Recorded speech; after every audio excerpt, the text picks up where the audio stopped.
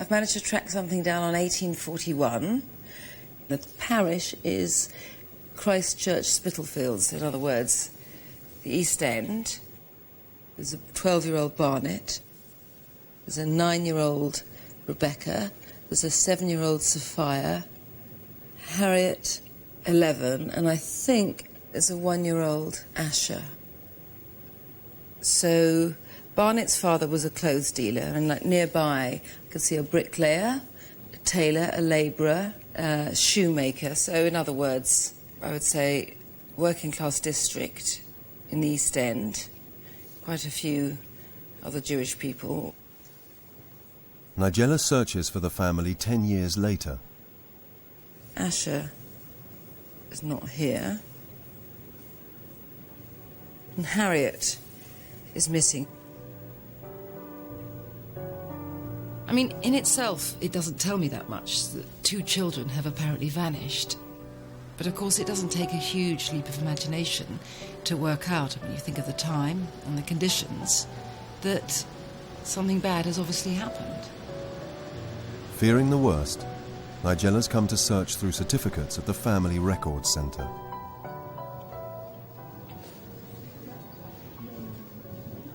So, Asher died in March 42, and Harriet in November 42, so that's pretty near one another. God, imagine that for the parents. And anyway, for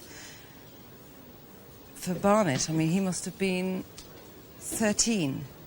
I wonder if you can help me. Can you help me with some of this, what it means, Certainly. like water on the brain?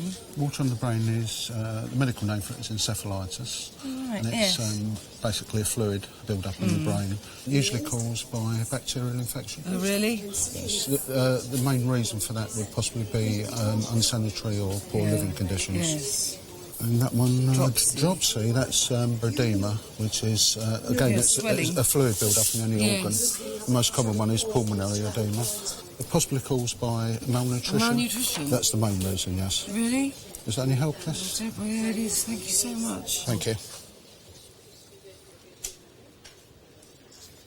It's very different from all those big Lyons houses and everything, isn't it? So obviously a very small house, a lot of children, no money, no food, and no sanitary conditions. This is certainly pretty grim. Barnet was determined to break away from the poverty of his background.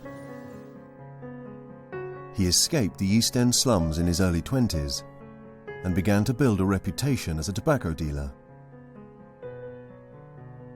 After his marriage to Helena, he never looked back. In 1887, he used the huge profits from the Salmon and Gluckstein business to invest in a new catering venture, J. Lyons. The company was named after Joseph Lyons, a distant relative brought in to run it.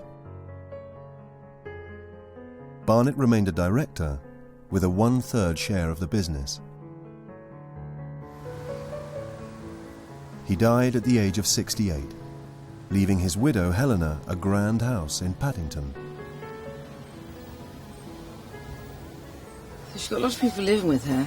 She's got her 6 children, she's got 2 grandsons, a nephew, a brother-in-law, a niece, and 7 servants.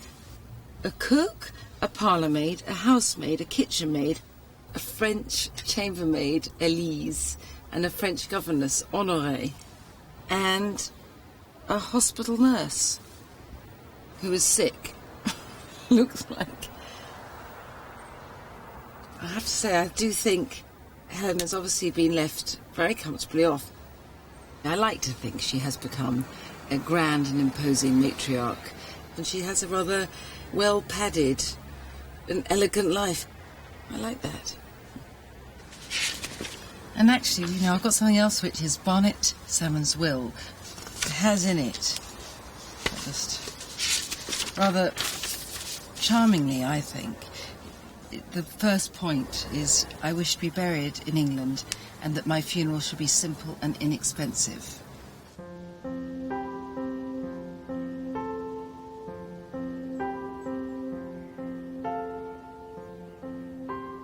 Barnet left £46,500,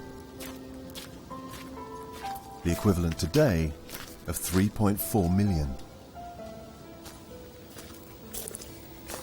There's Barnet.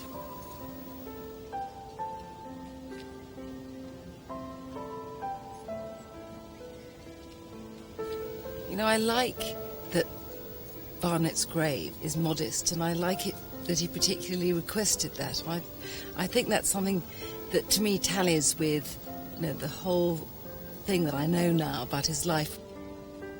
I can't help but attribute to him some of the qualities I remember from my grandfather, Felix, who was his grandson.